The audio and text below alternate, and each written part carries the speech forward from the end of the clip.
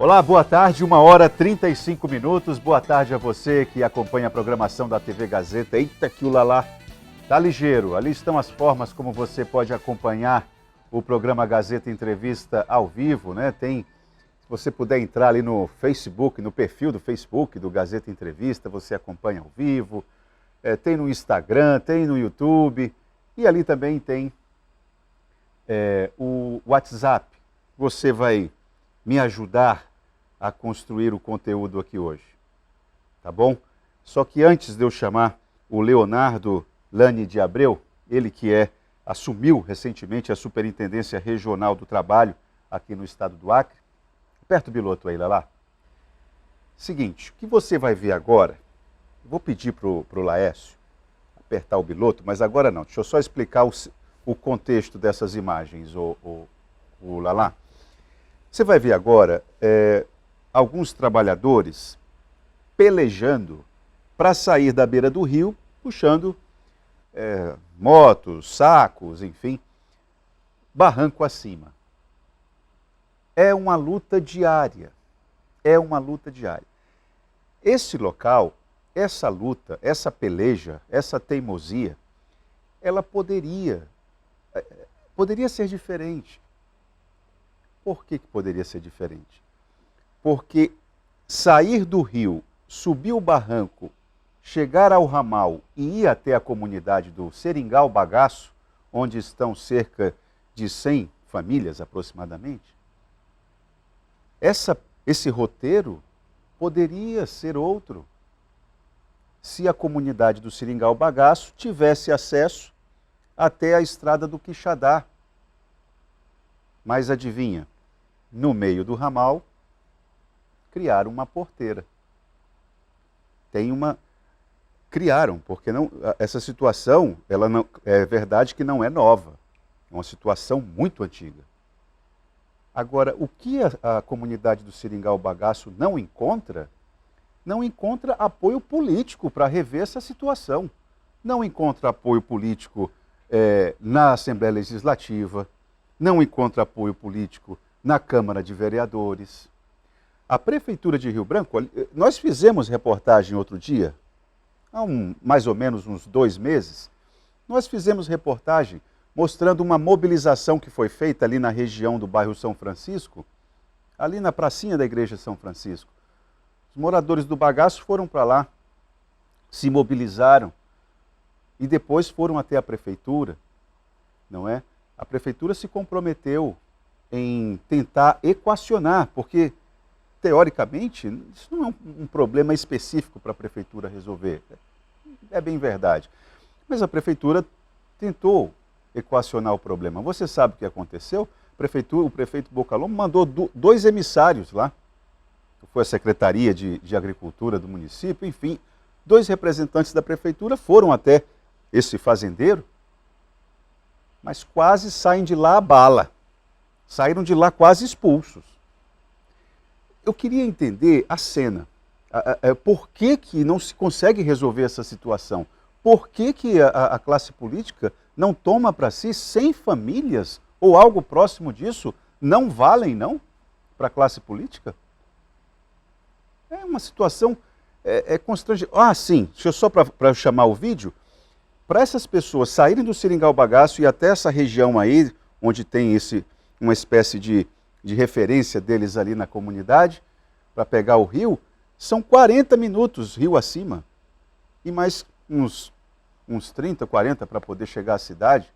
1h20, 1h30. Você imagina o que é isso, parceiro? No frio, na chuva. Aperta o piloto aí, lá. Vamos ver um pouquinho desse aperreio todo. O guidão passou, vai. Amanhã não vai conseguir roçar nem um pé de mata. Com a coluna dele. Isso. Agora já aprumando o guidão dela aí, nessa tábua. O pega pisou ali, né? Tomou. Aí Tá ali, né? Mas aqui, ó. Pode se mudar. Isso. Isso aí tu manda pro Piaba. Fazer a balsa. Calma aí, que vai cair aqui atrás. Peraí, vou puxar. Bora. Aí, Perceba isso. os Manda pro riscos Piaba. de uma... Pode baixar um pouquinho o vídeo, só para... Você perceba os riscos de uma situação como essa. Aí tem duas pessoas puxando ali a corda. Isso aí, entenda, isso aí não é algo extraordinário. Isso aí, parceiro, é todo dia. Isso aí é todo dia. Essa situação, a pessoa tem que ir para a cidade, demora 40 minutos subindo o rio e depois tem mais que pegar o trecho para chegar até a cidade. E isso poderia ser diferente caso tivesse acesso à estrada do Quixadá. Mas um fazendeiro, queria saber quem é esse fazendeiro. A informação que eu tinha não procede. Me passaram o nome de um fazendeiro e não procede. Agora eu queria saber quem é esse fazendeiro. E por que a prefeitura, o governo, Câmara, a Assembleia Legislativa, por que não querem mexer nesse problema? E como é que essa comunidade ficou desse jeito? Por quê? Volta para cá, vai lá, o Laércio. Vamos começar a nossa entrevista, mas é de deixar indignado, né? Porque isso aí são pessoas pobres, parceiro. É pobre. É população pobre. Aí pode, né? Aí pode. Leonardo, desculpa começar o programa assim meio avexado, mas é porque são situações que a gente percebe que o poder público é completamente omisso. A história poderia ser diferente. Mas você não tem nada a ver com isso. Leonardo de Abreu, Superintendente Regional do Trabalho, recém-possado. Boa tarde, seja bem-vindo ao Gazeta Entrevista. Obrigado, então. Eu queria saber de você, Leonardo, eu queria que você, aliás, aproveitasse a oportunidade e explicasse para a gente o que a Delegacia Regional do Trabalho, qual que é a competência dela, só para que a gente possa fazer as cobranças devidas para você. Tudo bem. As Superintendências do Trabalho têm como escopo a promoção de emprego e renda, mediação e conciliação em questões trabalhistas, a fiscalização de saúde e segurança no trabalho e a orientação e apoio aos cidadãos. Nossa, muita coisa. Sim. Um amplo escopo de atribuições. E o tamanho da tua equipe? Nós, atualmente, temos 6 fiscais de rua, que a gente fala, para fiscalizar a CLT e as normas regulamentadoras. E temos um pessoal do quadro administrativo que está em torno de 12 pessoas. Ô Leonardo, é uma dúvida minha. Uhum. Essa situação envolvendo... São duas categorias, tem várias, né? Mas duas me chamam a atenção. Primeiro, a situação desses funcionários de empresas terceirizadas. São empresas que prestam serviços para o governo do estado, prefeituras, são terceirizados, eles não são servidores públicos. E constantemente essas empresas terceirizadas atrasam salário. No município de Feijó, tem gente que não tinha recebido nem o mês de dezembro. Observe você.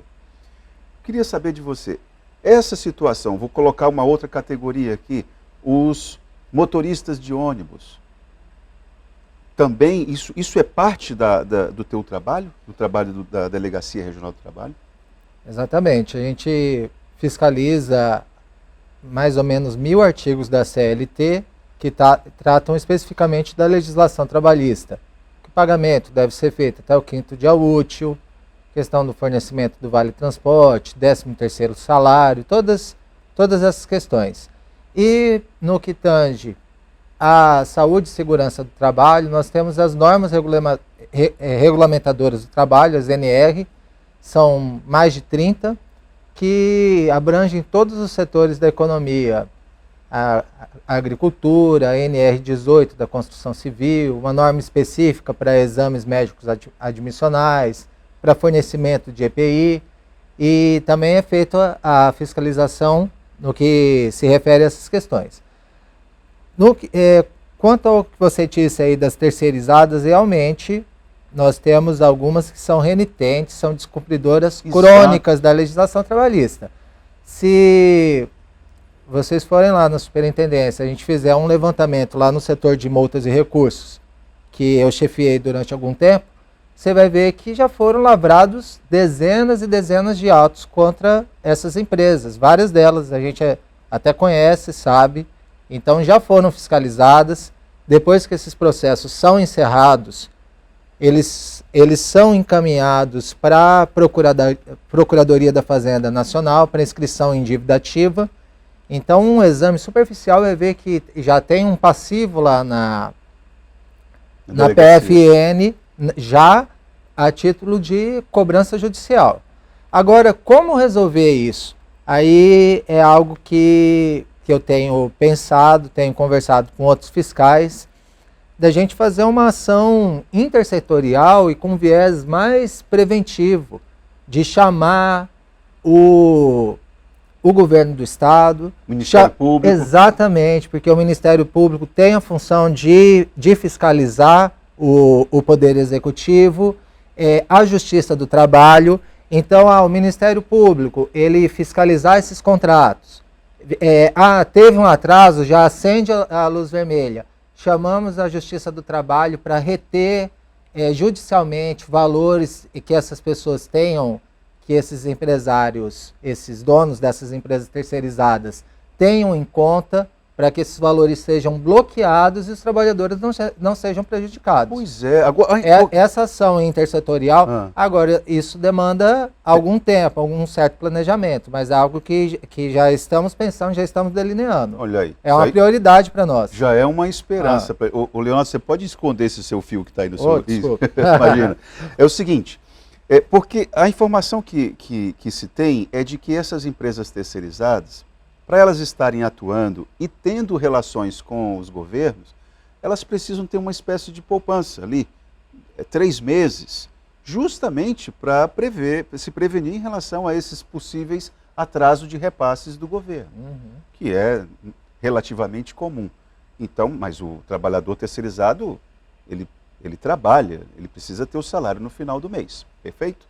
Então, assim, até a fiscalização, se essas empresas estão tendo mesmo essa poupança ali de 3 meses para garantir a folha de pagamento, isso cabe à DRT ou cabe ao Ministério Público? Caberia a quem?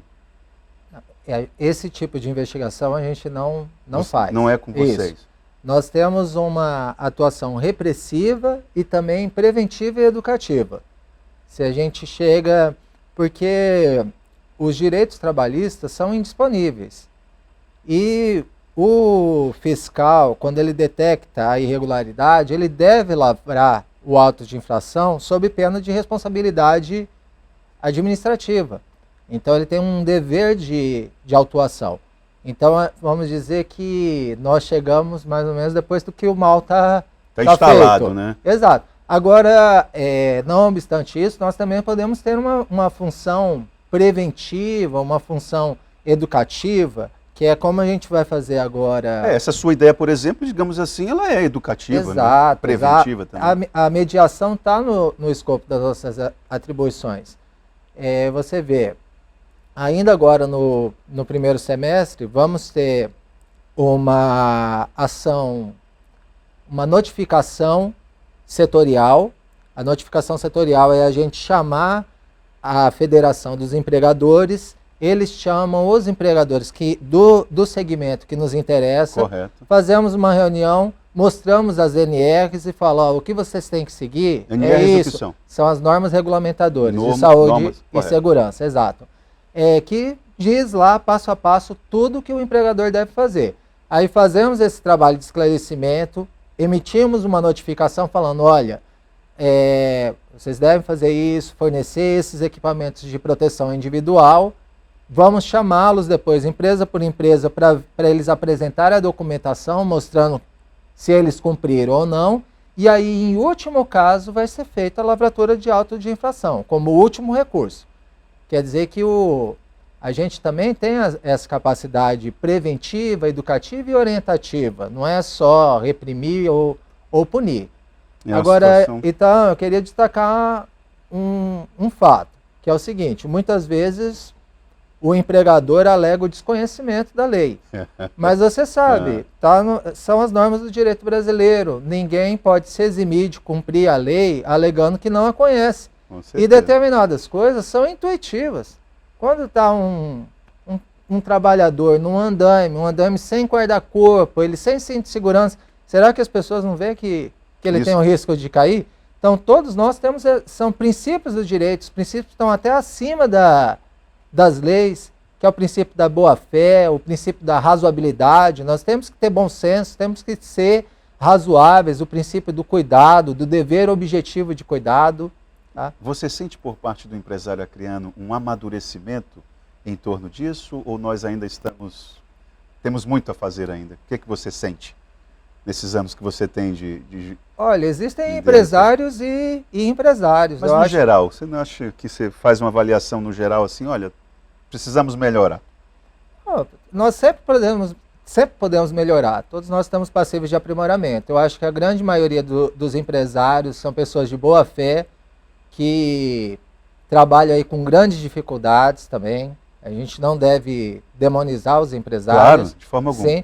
E eu acho assim que quem desrespeita de uma forma crônica, insistente, quem repisa na falta, aí já não são nem empresários, aí já está no limite da criminalidade. Da criminalidade, exatamente. Exato, como a gente vê, por exemplo, no caso do crime ambiental, aonde tem crime ambiental também tem trabalho escravo, e vem tudo junto. É tudo uma cadeia, né? Uma coisa está Exatamente, enganchada na outra. Um círculo vicioso.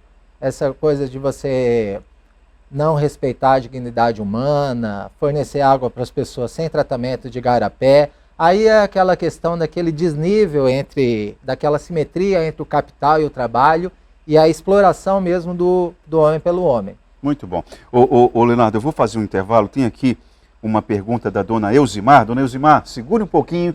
Daqui a pouco, depois do intervalo, eu faço a sua pergunta para que o Leonardo responda, tá bom? Espera só um instantinho, vamos para o intervalo e já voltamos.